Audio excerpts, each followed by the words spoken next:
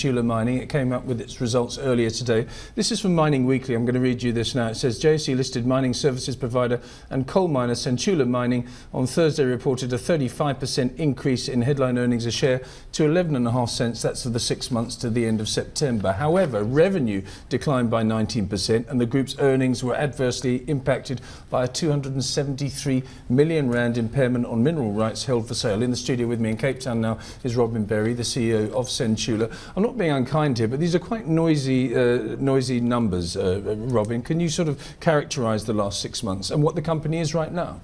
Yes, I think, thank you, Lindsay. I think, where we are right now is that having taken the decision to move out of proprietary coal mining, we're going to focus our attention on mining services provision, and that's really in 4 specific entities: bulk earth moving, overburden drilling and blasting, exploration and crane hire. That's where you started though, wasn't it? Just mining services? That is correct, but we did start out as a fairly focused mining services company in bulk earth moving. We diversified into the other parts that I've just mentioned, and at the same time we also took some stakes in some coal assets.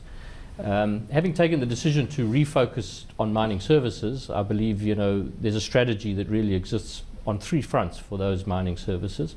First of is the bulk earth moving, and as we've said, the process during the 6 months has been stabilisation, get back to something that approximates returns that we would see for that type of business.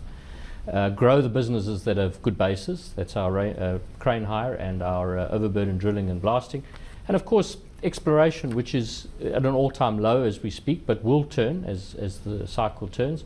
Put that in a holding pattern and make sure that we're there when it does turn. Well, let's talk about the coal mining assets first of all. You went into coal mining obviously for a very good reason, and it hasn't worked out. I mean, how much of an impact on the company has that been? I mean, how much has that set you back?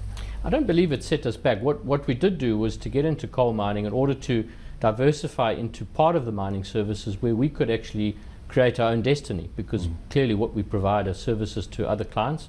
We're a price taker, and by getting into the ownership of coal assets, it gives us the ability to actually put some of our services to use on those assets. And since acquiring the stakes in the various assets, we've managed to sell most of those stakes, mostly going to the redemption of debt, which means that we did have currency to achieve that over the whole period that I've been involved with this company. Kevin in Joburg's got a question for you. Go ahead, Kevin. Robin, just on the third point, you mentioned repositioning or restructuring the exploration operations. You mentioned that in the results this morning, but can you just unpack that and what your intentions are there? Yes, I think first and foremost, with the huge reduction that we've seen in exploration, initially in South Africa and predominantly in the PGM sector, and then more recently, I think just across the piece, where most explorers are either cash constrained or they're looking after their cash. So what we're doing is making sure that we stay in the areas that we've paid school fees to get into, and that's mainly West Africa through a base in the Ivory Coast, Central Africa in the northeastern DRC, East Africa and Ethiopia, and of course retaining a little bit of diversity with our bases in Mozambique and Botswana.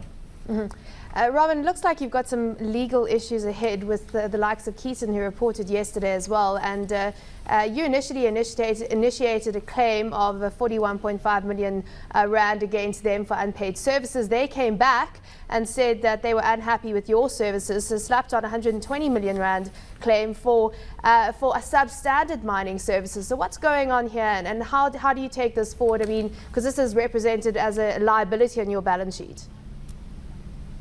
Well, at the moment, it's a contingent liability on the balance sheet, and at the same time, obviously, we're still showing Keaton as a receivable in our accounts.